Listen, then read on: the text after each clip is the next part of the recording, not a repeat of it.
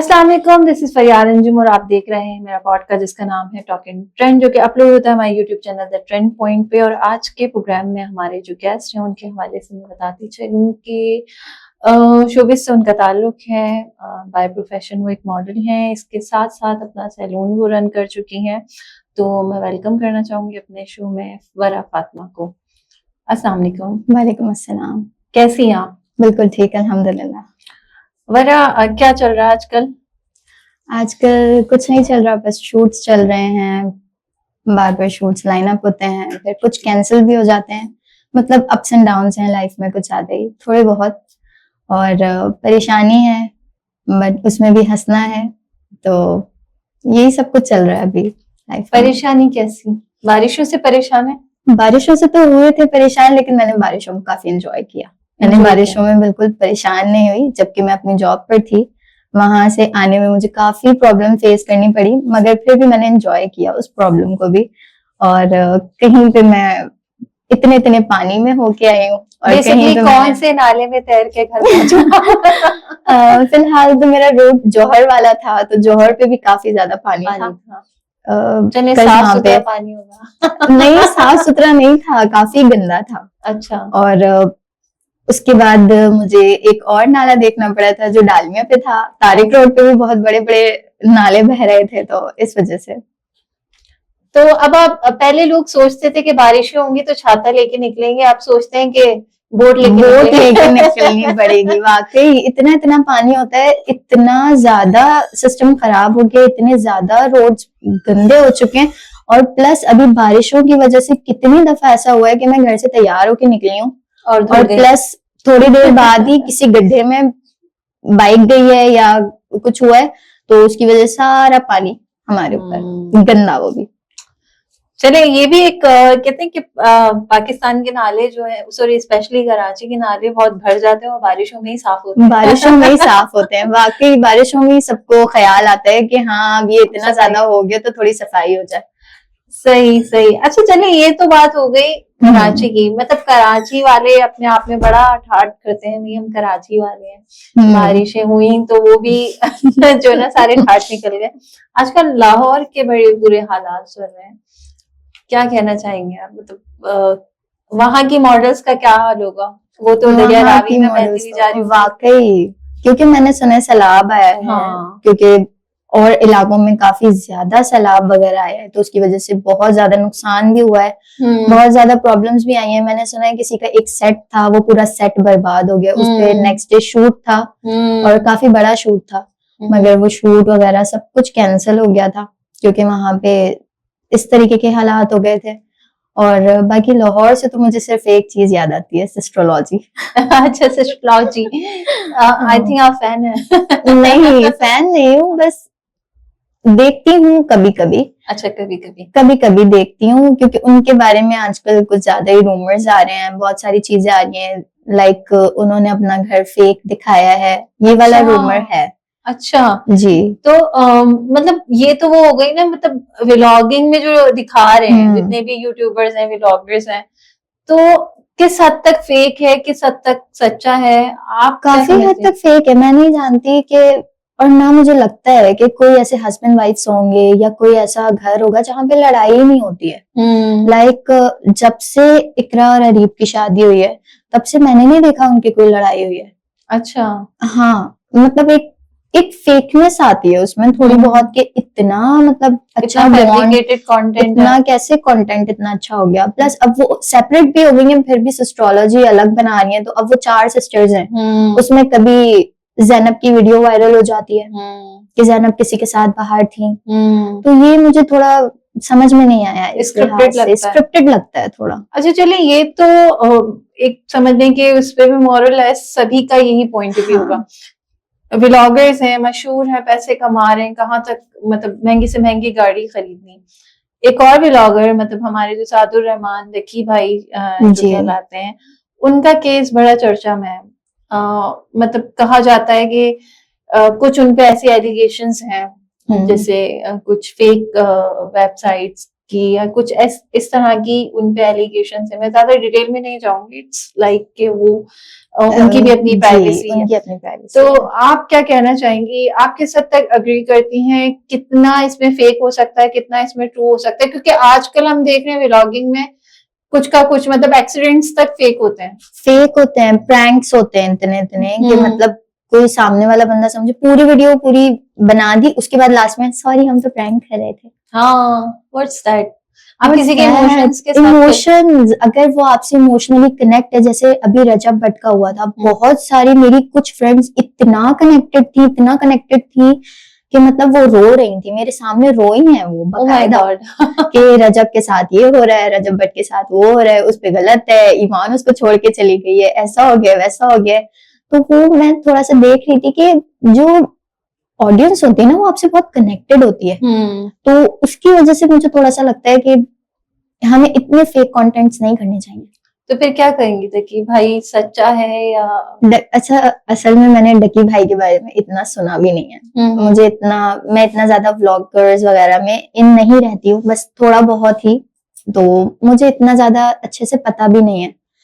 बस इतना ही कहूंगी कि अगर वो अपनी जगह ठीक है तो अल्लाह पाक उनको सही की तरफ लेके जाए, उनके साथ अच्छा हो, और अगर इस तरीके का नहीं है तो फिर थोड़ा सा सजा तो डिजर्व करते हैं। किसी के साथ खेलना, फ्रॉड करना, प्लस इस तरीके से पैसा नहीं कमाना चाहिए ना, जो हक है हलाल है वो करना चाहिए। और इस तरह पैसे के कमाने के चक्कर में कितने लोग ऐसे हैं जो भूखे रह रहे हैं, सही, जिनके अंदर बहुत सारी चीजें हैं, बहुत सारी एबिलिटीज हैं, मगर वो अपनी चीजों को यूज नहीं कर पा रहे, वो आगे नहीं बढ़ पा रहे इन लोगों की वजह से। राइट, कि वो आगे बढ़े, वो कुछ करे, मगर नहीं कर पा रहे ना, इसीलिए। बिल्कुल, टोटली यू राइट। अच्छा, ये बताएं कि ये तो हो गई व्लॉगिंग साइड, हम ये देखते हैं कि आजकल शादियां, एक बहुत मशहूर हमारी यूट्यूबर हैं जिनकी शादी नहीं होके दे रही, मतलब कई सालों से हम ये देख रहे हैं, मंगनी हफ्तों चलती है, निकाह हफ्तों चलता है, भाई शादी कर लो, आगे बढ़ाओ कहानी। मैंने तो इतना सुना था, हमारे खानदानों में भी यही होता है कि सबसे पहले अगर आपने रस्म करनी है तो वो मिठाई रिश्तेदारों में बंटवा के ये बता दिया जाता था कि हाँ इसका रिश्ता पक्का हो चुका है। उसके बाद हमारे यहाँ तो बिल्कुल ऐसा नहीं होता कि आमने सामने लड़का लड़की को खड़ा करके और रिंग्स पहना दी, लड़के की अम्मी जी पहनाती है और लड़की की हाँ लड़की की अम्मी जी लड़के को पहना देती है, तो इस तरीके से हो जाती है और सेपरेट होते हैं ये सारे फंक्शंस। उसके बाद हमारे यहाँ लड़की को मायों बिठा दिया जाता है, वो भी 7 दिन तक पर्दे में। उसके अलावा अगर पर्दे से बाहर उसने कदम रख दिया तो फिर तो अब शगुन हो गया, कोई शगुन हो गया। हाँ, तो ऐसा होता है। उसके बाद बारात होती है, बारात में ही निकाह हो जाता है या वरना माइयों में ही निकाह हो जाता है, तो उसके बाद वलीमा हो जाता है। हमने तो ये 4 फंक्शंस देखे हैं। सही। ये समझ में नहीं आ रहा कि निकाह है, निकाह से पहले भी मेहंदी है, कवाली नाइट है, तो माइयों है, 3-4 दफा क्या लड़की माइयों बैठेगी? राइट यार, मतलब समझ नहीं आता, ये शादी हो गई, वो भी कंटेंट है ना, कंटेंट क्रिएशन है, उसमें दिखाया जाता है। अब देखो, उससे काफी सारी ऐसी मुतवस्सित फैमिली की लड़कियां हैं जिनकी शादियां ही बड़ी मुश्किलों से हो रही हैं, वो कितना उनके लिए वो कितना होगा। और इसकी वजह से न्यू जनरेशन में ना बहुत ज्यादा कंपटीशन हो गया है, वो परेशान, मतलब एक जिद आ जाती है उनके अंदर कि इन्होंने ऐसा किया तो मैं भी ऐसा ही करूंगी, चाहे उनका बाप किसी भी तरीके से कमा के ला रहा हो। तो वो बच्चियां कहाँ जाएंगी? वो तो फ्रस्ट्रेशन कितना रेज हो रहा है। वो मैंने देखा है कि कुछ लोग डिप्रेशन में चले जाते हैं, मेरी शादी में ये नहीं हो रहा यार, मेरी शादी में वो नहीं हो रहा यार। क्यों? आपके पास जो है, जितना है आप उसमें खुश रहो। एग्जैक्टली, उसमें खुश रहना चाहिए ना आपको, जितना आपके वालिद कमा सकते हैं, जितना कर सकते हैं, जितना आप लोग अफोर्ड कर सकते हो। इस चीज को देख के नहीं, मेरे भी 10 फंक्शंस होंगे, मैंने भी 10 फंक्शंस करने, मैंने कवाली नाइट भी करनी है, मैंने मेहंदी भी करनी है, मैंने संगीत भी करना है, मैंने सब कुछ करना है। बाप बेचारा इतने ज्यादा क्राइसिस में चला गया, इतने ज्यादा लोन्स ले लिए उसने, वो फिर बाद में शादी अजाब हो गई। इस तरह की जो वेडिंग्स हैं उनका फिर एंड भी इतना ही पैथेटिक होता है जितना पैथेटिक उनको करवाने में एफर्ट लग रही होती है। तो एग्जैक्टली तो आप क्या समझते मीन्स के जब आप शादी करेंगी तो आप कितने फंक्शंस करेंगी या कितने? सिंपल। अच्छा, मैंने तो सोचा है, मैं मॉडल हूँ तो मेकअप करवा करवा के इतना थक गई हूँ कि मैंने सोचा है मैं अपने सैलून का खर्चा भी नहीं करूंगी। मैं जस्ट नहा के सिर्फ लिपस्टिक लगाऊंगी रेड कलर की और जाके शादी में बैठ जाऊंगी अपनी। अच्छा ये इरादा है। मतलब तो लाखों, मैं तो देखती हूँ लाखों जो है मेकओवर पे लग जाते हैं। बहुत, लाइक 60-60 हजार रुपए की एक सिर्फ बारात की ब्राइड रेडी हो रही है। आज आप कराची के जितने भी मशहूर सैलून्स देखे, मैं सब विजिट कर चुकी हूँ, क्योंकि मेरे शूट्स होते हैं तो वो वहीं पे सैलून शूट्स होते हैं, ब्रांड शूट्स होते हैं, तो सैलून्स में जाती हूँ, वहां की प्राइस लिस्ट देखती हूँ ना, तो मतलब एक आंखें यूं हो जाती हैं कि मतलब इतने महंगे और लोग करवा रहे हैं। लोग करवा रहे हैं कुछ घंटों के लिए, सिर्फ आपने अपने मुंह पे मेकअप लगाना है। क्या हाई एंड प्रोडक्ट्स हैं, बहुत महंगे प्रोडक्ट्स हैं। तो आप महंगा प्रोडक्ट देख रहे हो तो प्रोडक्ट के सारे पैसे क्या आपने एक ही प्राइस से लेने हैं? सही। उस पे तो इतना प्रोडक्ट यूज भी नहीं हो रहा जितने का आपका एक प्रोडक्ट है, वो आप 10 चेहरों पे लगा रहे हो, तो 10 लोगों के आप इतने पैसे ले रहे हो। लेकिन फिर भी मैं किसी को क्रिटिसाइज नहीं करूंगी, क्योंकि सबका अपना बिजनेस है और जो पे कर सकता है उसके लिए तो कोई प्रॉब्लम उसके लिए कोई प्रॉब्लम नहीं है। अच्छा वरा, ये तो हो गई इस हवाले से बात। अब हम ये आप किस तनाजुर से देखते हैं, आप किस नजरिए से देखते हैं गर्ल्स का जो है डिस्क्रिमिनेशन, मीन्स के कराची की लड़कियां अलग हैं, लाहौर की अलग हैं, किस तरह से मॉडल्स में भी काफी वेरिएशंस होती हैं। तो आप जब फील्ड में होती हैं तो आपको क्या डिफरेंशिएशंस लगती हैं, क्या ऐसे पॉइंट्स है जो नोट करती हैं मीन्स के हाँ नहीं भाई ये कराची की नहीं है? ऐसा होता है कि कुछ लड़कियां होती हैं जो कराची की हैं, कराची में आज भी बहुत सारे लोग ऐसे हैं जिनमें वैल्यूज बाकी हैं, ट्रेडिशंस बाकी हैं। तो वो अगर अपनी लड़कियों को बाहर निकाल भी रहे ना, तो वो कहते हैं एक हद होती है। लाइक मुझे मेरी मम्मा कहती है एक हद है, उससे आगे आपने नहीं जाना।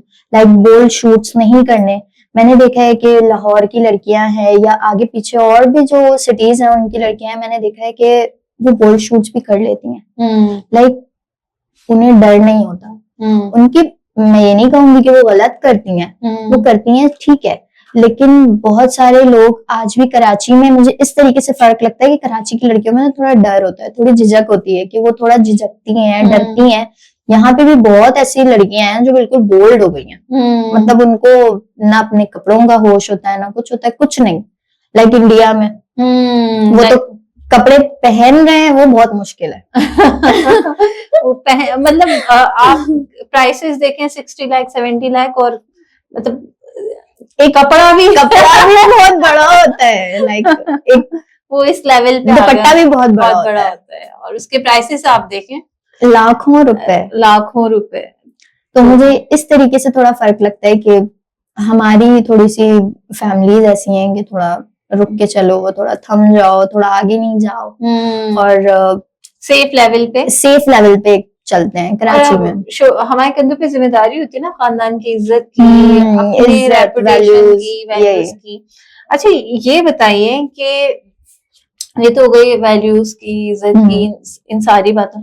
आपने कभी एक्टिंग की तरफ सोचा कि मतलब अगर मुझे आगे मॉडलिंग से, यूजुअली गर्ल्स जो है मॉडलिंग से स्टार्ट लेती हैं, फिर वो एक्टिंग की तरफ चली जाती है? हाँ, सोचा तो मैंने भी था। मतलब मेरा बचपन से ड्रीम था। लाइक मुझे नहीं पता था कि मैं बन जाऊंगी या मैं मॉडलिंग की तरफ भी पहुंच जाऊंगी। इसमें मेरी मम्मा का बहुत बड़ा हाथ है। मैं किसी को सपोर्ट नहीं करूंगी, किसी को कुछ नहीं बोलूंगी, मेरी मम्मा जस्ट उन्होंने मुझे इतना सपोर्ट किया, इतना करेज फील करवाया, इतना करेज दिया। मतलब एक, अगर मेरे फादर होते, मेरे फादर नहीं है। अच्छा। अगर मेरे फादर होते तो मैं कभी भी, मुझे लगता ही नहीं है कि मैं कभी आगे जाती। आज मेरी शादी हो चुकी होती है और 1-2 बच्चे मेरे बराबर में बैठे होते। तो ऐसा होता है। लेकिन मेरी मम्मा को इस बात पे मैं सपोर्ट करूंगी, और बहुत ज्यादा मुझे अच्छा लगता है कि मेरी मम्मा इस तरीके की है, वो पुराने ख्यालात की नहीं है। मेरी मम्मा कहती है जो मैं नहीं कर सकी ना, वो तुमने करना है, वो तुम करोगी। तो मेरी मम्मा ने मुझे इस तरीके की किया, और मैंने सोचा कि मैं आगे बढ़ती हूँ, एक्टिंग की तरफ जाती हूँ। लेकिन कुछ लोगों से बात भी हुई, तो कुछ लोगों ने कहा कि आप 2000 पे कर दें, हमें अकाउंट में सेंड कर दें, या 5000 सेंड कर दें, हम आपको शूट दिलवा देंगे, फिर आपका जितना भी होगा तो वो आप अपना देखिएगा। 2000 में आप मुझे एक्टिंग करवा रहे हैं, सीरियसली। और नहीं तो उसके बाद आप मिलने आ जाएं, हम आपको कैफे में बुलाते हैं, आप आ जाएं कैफे में मिलने आ जाएं, डिनर कर लें, साथ बैठ जाएं, कोई बात नहीं, मिलते हैं, हम आपके लुक्स देख लेंगे, आपको जज कर लेंगे आप कैसी हैं क्या है। फिर टैलेंट पे बात करो ना, मुझे देखना है तो मेरा पोर्टफोलियो है, लुक्स सारे हैं उसमें, लाइक ये बड़ा एक ट्रेंड है। एक बात है कि मैं यहाँ आते हुए भी डर रही थी। अभी लाइक मैं किसी के साथ आई हूँ, अपने भाई के साथ आई हूँ, मैं कहीं भी अकेले नहीं जाती, इसी डर से कि कहीं कोई गलत चीज ना हो जाए, इज्जत पे बात ना आ जाए, क्योंकि मेरे लिए ना मेरी इज्जत सबसे बढ़कर है। exactly. सबसे ज्यादा मेरे लिए जो एक पहली चीज है मेरी मम्मा, मम्मा के बाद मेरी इज्जत। इन दो चीजों पे अगर कोई बात आएगी ना तो फिर तो मुझे ऐसा लगेगा कि मैंने मर जाना है। इज्जत पे बात ना आए। तो ये सिस्टम है कि यहाँ पे ना अगर आपने आगे बढ़ना है तो अपनी इज्जत को साइड पे रखना होगा। एग्जैक्टली। और अगर आपने इज्जत वाले काम करने ना तो आप चढ़ तो जाओगे सीढ़ियों पे कामयाबी की, लेकिन बहुत ज्यादा मुश्किल से। सही, लाइक हम देखते हैं बहुत सारी ऐसी टैलेंटेड एक्टर्स हैं, एक्ट्रेसेस हैं, मॉडल्स हैं जो एक लेवल तक काम कर रही हैं और मुझे लगता है कि वो उसमें भी बहुत सेटिस्फाइड हैं, क्योंकि वो काम कर रही है जो उनको जचता है और जो उनकी मन मर्जी का होता है। अब बहुत ज्यादा की चाह में आप खुद को गवा दो तो दैट्स नॉट फेयर, गलत है। अच्छा, ये सिंगल मदर आपने कहा, सिंगल पेरेंट एक बड़ी बात होती है लेके चलना, specially for mothers. Society pressure होता है, फिर बेटी को प्रमोट करना मॉडलिंग की साइड पे, तो this was a very dairying effort that your mother is putting on. तो आप इस हवाले से क्या कहना चाहेंगी? बाकी जो माएँ हैं, स्पेशली माएँ हैं और जो कंप्लीट फैमिलीज में मदर फादर साथ हैं, तो उनको क्या कहना चाहेंगी कि किस तरह से ट्रस्ट बिल्ड करके और किस तरह से जो है ना कॉन्फिडेंस में अपने जो है ना स्पेशली बेटियों को प्रमोट कर सकते हैं? देखिए, मैं आज के दौर में सभी यही कहते हैं कि बेटे और बेटियों में कोई फर्क नहीं है, लेकिन मेरी तरफ से एक फर्क है। वो ये फर्क है कि बेटियां जो होती है ना उनकी इज्जत बहुत जरूरी होती है, और बेटे जो होते हैं वो कुछ भी करे ना, अगर वो किसी लड़की को भी भगा के ला रहे हैं ना तो जो घर वाले होंगे, मुआशरे वाले होंगे, वो यही कहेंगे कि लड़का खराब है, वो ये कहेंगे कि लड़की खराब है। कैसे आ गई इसके साथ, कैसे आ गई इसके साथ, क्यों आ गई, इसके पास है क्या, कैसे आ गई। तो ये मैंने देखा है। और मेरी मम्मा की बात, और अगर मैं अपनी मम्मा का बताऊं तो मेरी मम्मा ने 13 इयर्स हो गए, डाइवोर्स हो गई मेरी मम्मा की। मेरे फादर बहुत ज्यादा ही खराब थे, मतलब बहुत ज्यादा तशद्दुद करते थे मेरी मम्मा पे, बहुत डोमेस्टिक वायलेंस था हमारे साथ, हम सब बहुत ज्यादा परेशान हो गए थे। हम बहुत छोटे छोटे थे, हम 4 बहन भाई हैं। अच्छा। मैं सबसे बड़ी हूँ, मेरे बाद भाई है, फिर 2 बहनें हैं। जब मेरी मम्मा की शादी हुई थी तो शादी के 3 दिन बाद ही मेरी दादी ने और मेरी फूफियों ने मेरी मम्मा को मारा था। Oh my God.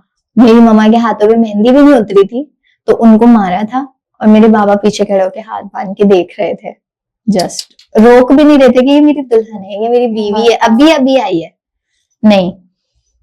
तो ऐसा हुआ था। तो मेरी मम्मा ने ना बहुत सर्वाइव किया है, बहुत सर्वाइव किया, और आज तक 4 बच्चों तक अपनी लाइफ गुजारना, 10 साल मेरी मम्मा ने बर्दाश्त किया। सबने कहा चलो एक बेटी हो जाएगी या औलाद हो जाएगी तो संभल जाएगा, सुधर जाएगा, ये गलत है। ये कॉन्सेप्ट बे इंतहा गलत है। अगर आपको लग रहा है कि शादी के दूसरे दिन भी अगर आपको लग रहा है कि ये लड़का सही नहीं है, आपको नहीं रख सकता, सपोर्ट करें, अपनी बेटी को सपोर्ट करें, और वो तो अपनी बेटी को सपोर्ट करें और पीछे ले आए। नहीं बेटा, हो गई गलती, ठीक है, अभी कुछ भी नहीं बिगड़ा है, मूव ऑन करो, पीछे आ जाओ वापस। पता है क्या, बच्चे होने के बाद औरत और मुझे लगता है कि कमजोर हो जाती है। मेरी मम्मा की जब डिवोर्स हुई है तब मेरी मम्मा 29-30 के बीच में थी। वो एक एज होती है जहाँ मतलब उसमें ना तो वो ज्यादा बूढ़ी थी ना वो ज्यादा बहुत जवान थी, लेकिन वो ऐसा नहीं था कि वो कुछ कर नहीं सकती। मेरी मम्मा माशाल्लाह, मैं नहीं बोलूंगी लेकिन माशाल्लाह वो इतनी प्यारी हैं, इतनी प्यारी हैं कि अगर आप मुझे और उनको अभी भी साथ खड़ा करेंगी ना तो वो मेरी बहन लगती हैं, मेरी बड़ी बहन लगती हैं। वो नहीं लगती कि ये मेरी मम्मा है। वो 4 बच्चे उनके हैं, कोई भी नहीं बोल सकता। उन्होंने इतना सरवाइव किया है कि मतलब सबसे पहले उन्होंने, जब मेरे बाबा के साथ थी, 4 बच्चे हो गए, मेरे सामने मेरे बाबा ने उनको मारा। लास्ट स्टेज पे जब 4 बच्चे हो गए थे, मेरे मामू जा रहे थे मलेशिया, वो 2-3 साल के लिए जा रहे थे, तो मम्मा ने कहा मुझे मिलने जाना है। तो मेरे पापा ने कहा आप जाओ, बच्चे नहीं जाएंगे। तो मम्मा ने कहा मामू है, बच्चे जाएंगे तो मिलेंगे तो बात तो करेंगे ना, वो प्यार करता है, बड़ा है सबसे, और बच्चे हम लोग सब अपने ननिहाल में सबसे ज्यादा रहे हैं। हाँ। सबसे ज्यादा पैम्पर हमें ननिहाल वालों ने ही किया है, मतलब ददियाल वालों से इतना रहा ही नहीं कभी। तो फिर मेरी मम्मा से जिद में बहुत, और मेरी मम्मा जॉब पे जा रही थी और पहली रमजान था उस वक्त ना, तो फिर मेरी मम्मा का रोजा था और मेरी मम्मा को रोजे में इतना बुरा मारा था कि मेरी मम्मा की पसलियां टूट गई थी। Oh my God. लाइक मेरी मम्मा की पसलियां टूट गई थी, तो फिर उन्होंने कहा अब नहीं बर्दाश्त करनी, अब मैंने बस खत्म हो जाना है। तो मेरी मम्मा ने नींद की गोलियां, मम्मा उस वक्त इतने डिप्रेशन में होती थी कि उनको नींद नहीं आती थी, तो उन्होंने नींद की गोलियां ली हुई थी कि मैं एक आध खा के सो जाया करूंगी। तो उन्होंने 20 नींद की गोलियां एक साथ ही खा ली थी, और मेरे बाबा ने एक ऐसे हॉस्पिटल में ले जाके वहां पे उनको छोड़ दिया था कि जहां ना तो उनके पास ऑक्सीजन थी ना कुछ नहीं, वो एक स्ट्रेचर पे पड़ी हुई थी। और मैं वो बच्ची थी, और अपने बाबा के दौर में मैं ऐसी थी कि मतलब मुझे मोबाइल तो पता ही नहीं था कि मोबाइल है क्या। मैं 7 साल की थी, सिर्फ 7 साल की, और मेरा मतलब मम्मा का मोबाइल दीवार पे मार के तोड़ दिया था। और मामू जा रहे थे घर से, कॉल्स आ रही थी नानी के घर से कि कब आएगी कब आएगी। अच्छा, मुझे डर इतना, मैंने चुपचाप से मोबाइल उठाया, जोड़ा। जब वो जुड़ गया तो उसमें से कॉल करने के लिए ढूंढ रही हूँ कि कहाँ से कॉल होगी, बड़ी मुश्किलों से नंबर मिला, कॉल की तो नानी ने उठाई। तो उसमें जैसे ही उन्होंने कॉल उठाई, बैलेंस खत्म।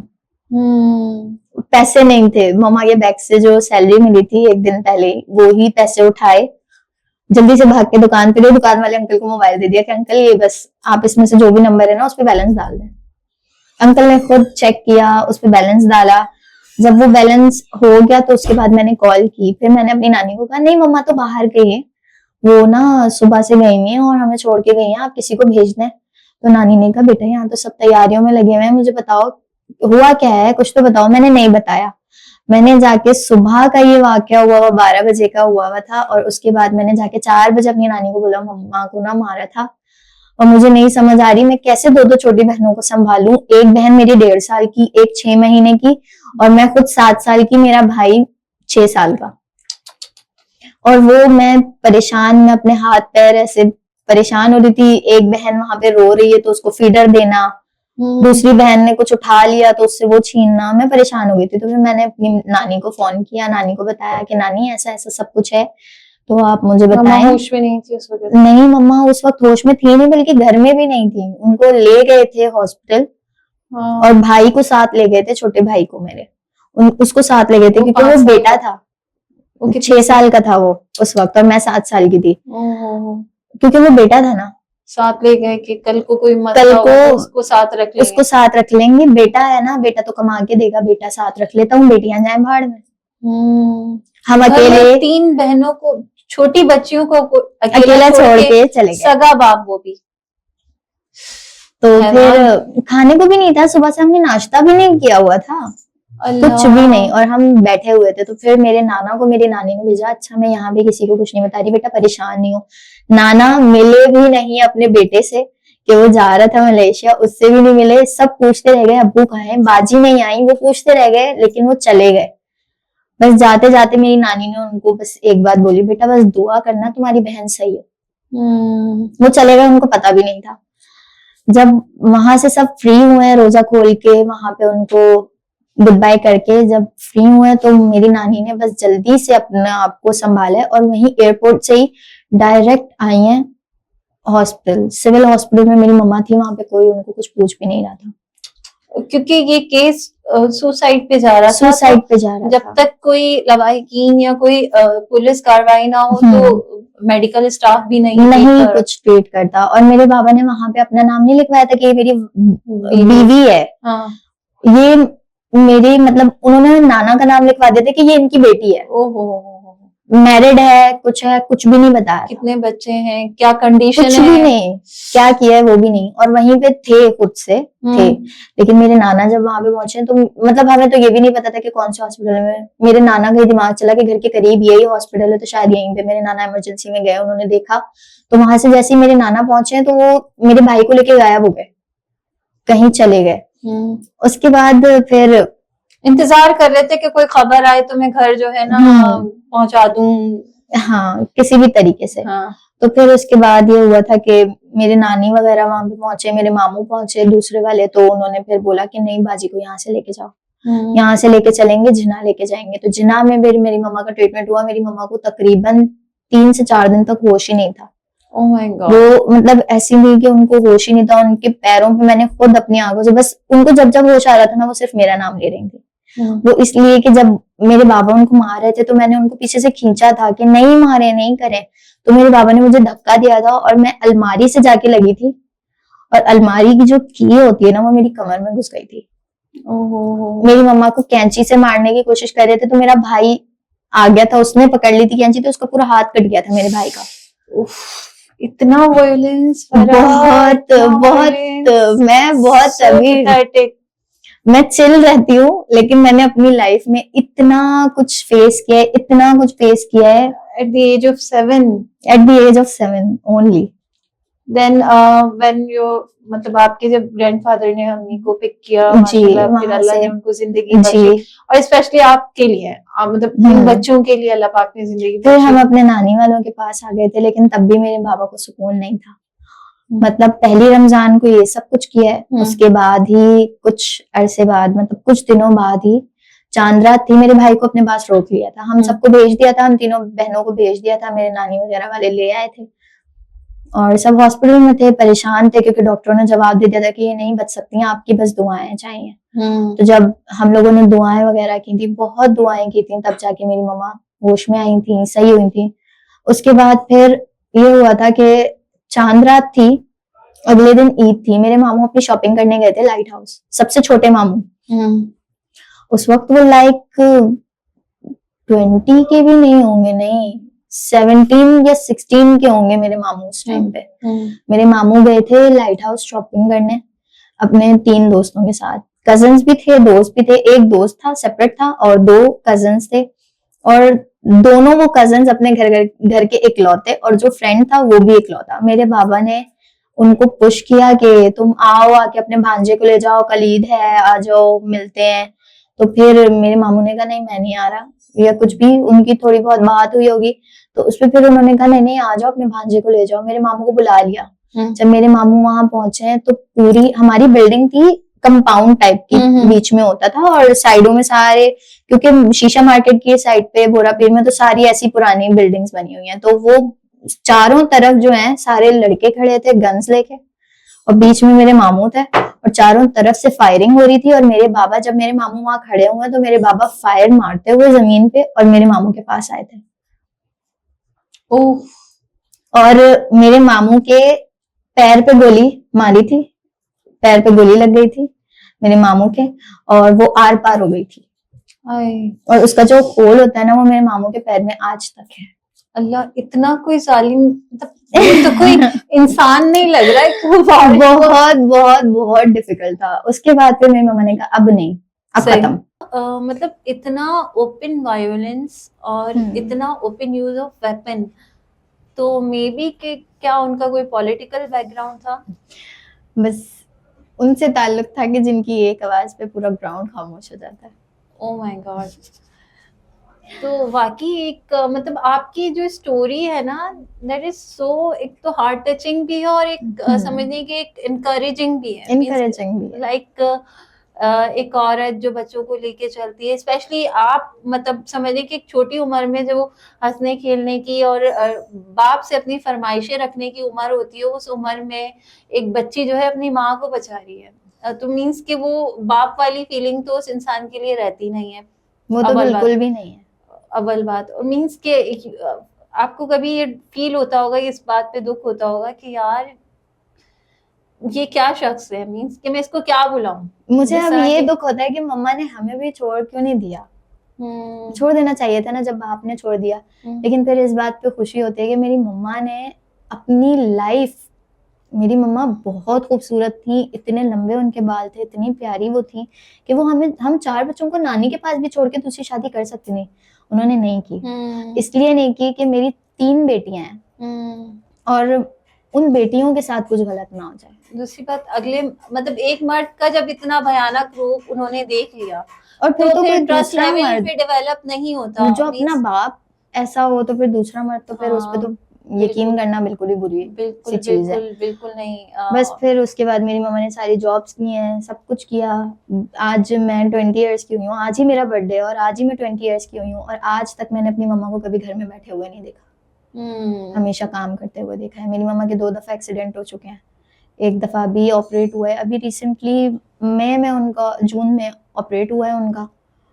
उनके हाथ की पूरी हड्डी टूट गई थी, तो उसके बाद वो थोड़ी हो गई हैं। अब उनको ऐसा लगता है कि बस मैं अब खत्म हो रही हूँ, नहीं कर सकती, अब नहीं कर सकती इतना ज्यादा। नहीं, अल्लाह पाक को उनको मजीद एनकरेजमेंट दे, सेहत दे और आप लोगों का साथ दे। माशाल्लाह आप खुद स्टेप ले चुकी हैं। आप मतलब आपने फैमिली रिस्पॉन्सिबिलिटीज और अपने फ़राइज़ को अंजाम देना शुरू कर दिया, तो एग्जैक्टली अब उनका बर्डन जो है वो रिड्यूस होता होगा और आपको देख के उनको फील होता होगा कि really I took a right decision और मुझे अल्लाह ने क्यों जिंदगी दी। कहते हैं ना कि माँ का तो दिल है, वो यही कहती हैं मैंने तुम लोगों के लिए अपनी जिंदगी खत्म की है बस, और किसी के लिए नहीं। और यकीनन अल्लाह ने ये जिंदगी दी भी आप ही लोगों के लिए। तो माशाल्लाह आप चारों अब साथ हैं, अल्लाह का शुक्र है। भाई बहनें हम सब मतलब मेरा भाई है तो वो मुझे हर जगह, कहीं मुझे अकेला नहीं छोड़ता। मेरा भाई भी बहुत अच्छा है माशाल्लाह से, कहीं भी अकेला नहीं छोड़ता। इसलिए क्योंकि वो ये भी जानता है ना, वो लड़का है, वो बाहर का एनवायरनमेंट जानता है, वो सब कुछ जानता है कि हाँ यार लड़कियों पे किस तरीके की बातें हो जाती हैं और प्रॉब्लम्स हो जाती हैं। तो वो जानता है इस चीजों को, माशाल्लाह बहुत समझदार है। इस सारी सिचुएशन ने, इस सारी चीजों ने, इन मेरी जिंदगी के 20 सालों ने मुझे और मेरे भाई को इतना ज्यादा मजबूत कर दिया है ना कि हम लोग अब कहीं भी डरते नहीं है। सही वैसे डरना सिवाय अल्लाह के किसी से भी नहीं चाहिए। लेकिन ये वो सिचुएशन है ना कि जहाँ आप ये समझते हैं अब तो कोई भी आ जाए, मतलब बस डर लगता है कि ऐसा कोई मुझे ना मिल जाए, ऐसा कोई मुझे ना मिल जाए। और मैं यही कहूंगी कि जितने भी माँ बाप है वो अपनी आंखें खोल के अपनी बच्चियों के लिए कुछ सोचें। माँ बाप कभी बुरा नहीं करते, मैं ये नहीं कहूंगी, लेकिन कभी कभी गलती हो जाती है। फोर्स ना करें कि बेटा आज नहीं तो कल सुधर जाएगा। जो अपनी जिंदगी के 30 सालों में नहीं सुधरा तो वो कल क्या सुधर जाएगा। तो मीन्स कि वो पुख्ता होता जाता है, मजीद उसको टॉर्चर के लिए कोई ना कोई जो है ना जरिया मिलता रहता है, जब तक उसको शेयर मिल जाती है बेसिकली कि हाँ तो, बस अब तो इन्होंने छोड़ दिया, मैं तो कर लूंगा कुछ भी, अभी छोड़ दिया तो बाद में भी छोड़ देंगे। सही। तो वरा कोई मैसेज आप देना चाहेंगे? वैसे तो आपकी स्टोरी में बहुत सारे मैसेजेस हैं सोसाइटी के लिए और सुनने वालों के लिए। आपकी अपनी लाइफ एक बहुत बड़ी एग्जांपल है। इसके अलावा भी जो करंट सिनेरियो, माशाल्लाह आप now into a very stable and very healthy state of life, तो यहाँ आपको एडवाइस देना चाहेंगे किसी भी हवाले से? मैं बस इतना कहना चाहूंगी कि लड़कियां बहुत नाजुक चीज होती हैं। लोग कहते हैं बहुत नाजुक है, लेकिन मेरी नजर में लड़कियों से ज्यादा मजबूत कोई नहीं है। अगर आप अपने अंदर कुछ रखती हैं, अगर आपको पता है कि हाँ मैं कुछ हूँ, मैं कुछ कर सकती हूँ, तो करें, लेकिन एक हद में रहकर, कि उससे आपकी घर वाले भी कहीं परेशान ना हो, उनको कहीं बेइज्जती या कहीं किसी गलत चीज का सामना ना करना पड़े, कहीं उनको कोई टोके नहीं किसी चीज पे। लेकिन आपको खुद भी इतना करना चाहिए कि हाँ मैं कुछ हूँ। अगर आपके वालिद कभी परेशान है तो आप उनका सहारा बने, आपकी वालदा परेशान है तो आप उनका सहारा बने।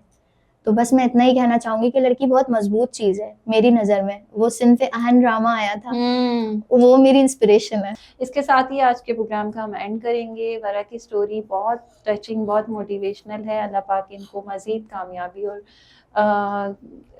सरवानी और इसके साथ, इस अज़म के साथ इनको आगे बढ़ाया चलता रखे कि जो कुर्बानियाँ इनकी वालदा ने इनके लिए दी हैं, ये उन सब का सिला बन के उनको मिले।